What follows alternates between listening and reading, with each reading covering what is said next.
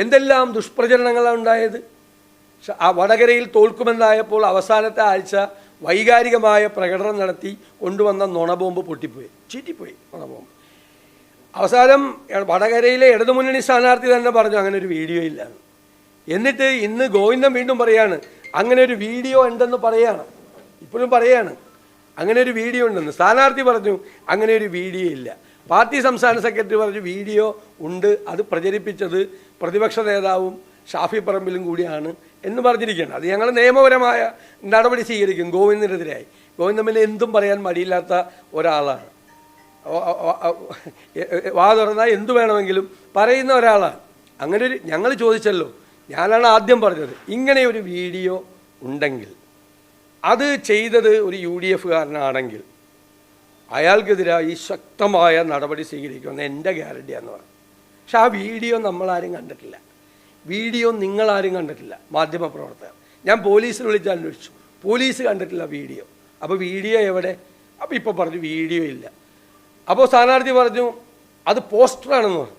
അപ്പം ഞാൻ ഇന്നലെ ചോദിച്ചു, പോസ്റ്ററാണെങ്കിലും നമുക്ക് നോക്കാം, അശ്ലീല പോസ്റ്ററാണെന്നാണ് പറഞ്ഞത്, നമുക്ക് നടപടിയെടുക്കാം. അങ്ങനെ പാടില്ലല്ലോ, ഞങ്ങളുടെ ആളുകളാണെങ്കിൽ അങ്ങനെ ചെയ്യാൻ പാടില്ലല്ലോ, നമ്മളത് കുട പിടിച്ചു കൊടുക്കാൻ പാടില്ലല്ലോ. CPM ചെയ്യുന്ന പോലെ അപ്പോൾ CPM ഞങ്ങളും തമ്മിൽ എന്താ വ്യത്യാസം? അപ്പം ഞാൻ കണ്ടിട്ടില്ല പോസ്റ്റർ, നിങ്ങളാരെങ്കിലും കണ്ടിട്ടുണ്ടോ പോസ്റ്റർ? ഇവരാരും കണ്ടിട്ടില്ല. നിങ്ങളാരെങ്കിലും കണ്ടിട്ടുണ്ടോ ഈ പോസ്റ്റർ? പോലീസിൻ്റെ കയ്യിലും ഇല്ല ഈ പോസ്റ്റർ, പരാതി കൊടുത്തതിലും ഇല്ല. സാധാരണ പരാതി കൊടുക്കുമ്പോൾ അതിൻ്റെ സ്ക്രീൻഷോട്ട് എടുത്ത് കൊടുക്കും പോസ്റ്റർ. അങ്ങനെ ഒരു പോസ്റ്റർ ഇല്ല. ഇനി വടകരയിലെ ഇടതുമുന്നണി സ്ഥാനാർത്ഥിയുടെ PR ഏജൻസി ഈ പോസ്റ്റർ ഉണ്ടാക്കണം, പുതിയതായിട്ട്. പോസ്റ്റർ ഇല്ല. അപ്പോൾ എന്തൊരു കാപഢ്യമാണ്. ഷാഫി പറമ്പിലിനെ തോൽപ്പിക്കാൻ വേണ്ടി അവസാനത്തെ ആഴ്ച വൈകാരികമായി വന്നിട്ട് ഗദ്ഗത കണ്ടയായി സംസാരിക്കുന്നു. ഇപ്പോൾ പറഞ്ഞ് പൊടിയുടെ അലർജി കൊണ്ടാണ് അങ്ങനെ സംസാരിച്ചത്, കരഞ്ഞതല്ല എന്ന് പറയും. എന്തൊരു കാപഢ്യമാണ്. എന്നിട്ട് മുഖ്യമന്ത്രി ഇന്ന് പറയുകയാണ് വടകരയിൽ നടന്നത് തെമ്മാടിത്താണ്. നമ്മൾ വിഷുവിന് ചിലപ്പോൾ പടക്കം പൊട്ടിച്ചിങ്ങനെ കുട്ടികളെ എറിയും, പടക്കം ചീറ്റിപ്പോവും.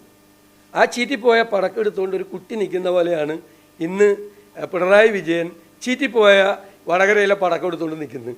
എന്നിട്ട് ഇന്ന് പറയുക വടകരയിൽ നടന്ന തെമ്മാടിത്തരമാണ്. അത് ചീറ്റിപ്പോയതിൻ്റെ വിഷമമാണ് പറയുന്നത്.